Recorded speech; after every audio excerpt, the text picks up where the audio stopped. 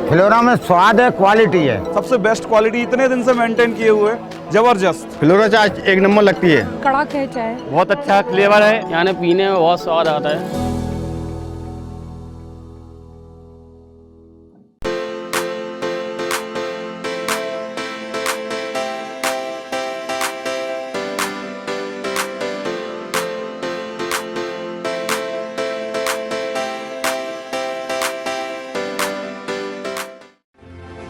इस खबर के प्रायोजक हैं पूजा श्री डिटर्जेंट पाउडर व केक। नमस्कार, मैं हूं केशव तिवारी और अलग अंदाज में रहती हैं खबरें हमारी। कांग्रेस ने अपनी दूसरी सूची जारी कर दी।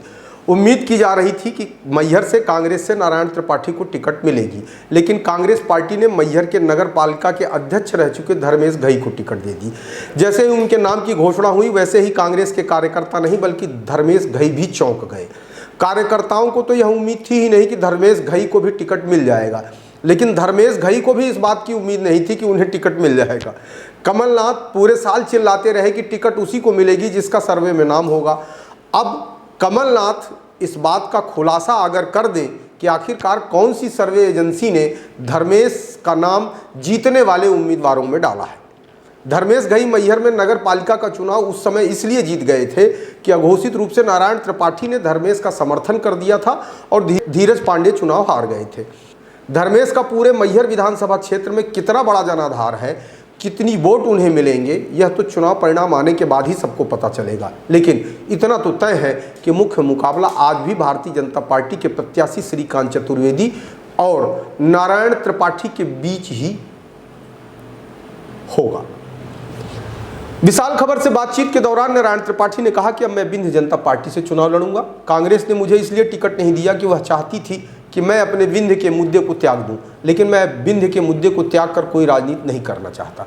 मैहर विधानसभा की तस्वीर भी करीब करीब अब साफ हो चुकी है। भारतीय जनता पार्टी से श्रीकांत चतुर्वेदी, बहुजन समाज पार्टी से वीरेंद्र कुशवाहा, कांग्रेस पार्टी से धर्मेश घई और विंध्य जनता पार्टी से नारायण त्रिपाठी चुनाव मैदान में होंगे।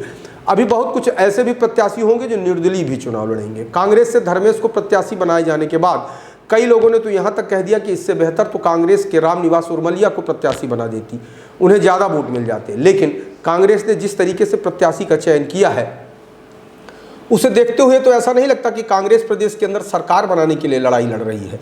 धर्मेश के प्रत्याशी घोषित होने के बाद कुछ राजनीतिक समीक्षक ऐसा भी कहते सुने गए कि कांग्रेस ने अपना प्रत्याशी वाला कोरम पूरा करने के लिए धर्मेश घई को उतारा है और अप्रत्यक्ष रूप से कांग्रेस नारायण त्रिपाठी का ही समर्थन करना चाहती है। अब इस बात में कहाँ तक सच्चाई है, क्या सच्चाई है, यह तो कांग्रेस की टिकट देने वाले जाने। लेकिन इतना तो तय है कि कांग्रेस मैहर में सिर्फ औपचारिकता पूरी करने के लिए चुनाव मैदान में है। हालांकि जैसे ही मैहर से धर्मेश घई को टिकट मिली, वैसे ही अजय सिंह राहुल के समर्थकों ने यह गाना गाना शुरू कर दिया कि अजय सिंह के विरोध के चलते नारायण त्रिपाठी की टिकट कट गई या नारायण त्रिपाठी को टिकट नहीं मिली। यदि अजय सिंह राहुल का विरोध इतना ही प्रभावी था तो भिंड विधानसभा से राकेश सिंह चतुर्वेदी को टिकट क्यों मिल गई? जिस राकेश सिंह चतुर्वेदी ने अजय सिंह राहुल जब प्रतिपक्ष के नेता थे, उस समय उन्होंने अविश्वास प्रस्ताव की हवा निकाल दी थी, जब अजय सिंह राहुल ने सरकार के विरुद्ध अविश्वास प्रस्ताव पेश किया था। उन्हीं राकेश सिंह चतुर्वेदी को कांग्रेस ने भिंड से टिकट दी है। उस समय राकेश सिंह चतुर्वेदी ने सिर्फ अजय सिंह राहुल का विरोध किया था, अविश्वास प्रस्ताव की हवा निकाली थी, बल्कि उस समय वे भारतीय जनता पार्टी में भी शामिल हो गए थे।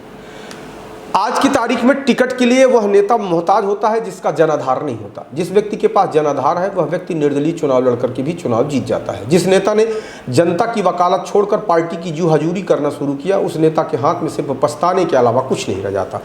इसलिए किसी भी व्यक्ति को यदि राजनीति करनी है तो उसे दल के सहारे नहीं बल्कि आम जनता के दिल के सहारे राजनीति करनी चाहिए।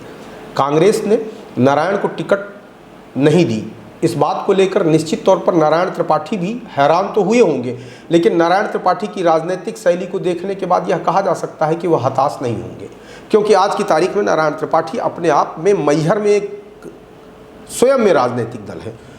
चुनाव में जीत हार का दावा तो स्पष्ट तौर पर किसी भी प्रत्याशी के साथ नहीं किया जा सकता, लेकिन इसमें दो राय नहीं है, या यूँ कहें कि नारायण का विरोधी भी मैहर में नारायण को बड़ा नेता तो मानता है। आप हमारी खबरें देखने के लिए www.visalkhabar.com, YouTube, Twitter, Instagram, Facebook पर भी लॉगिन कर सकते हैं। और यदि आप विशाल खबर देख रहे हैं और अभी तक विशाल खबर चैनल को सब्सक्राइब नहीं किया है तो विशाल खबर चैनल को सब्सक्राइब जरूर करिए।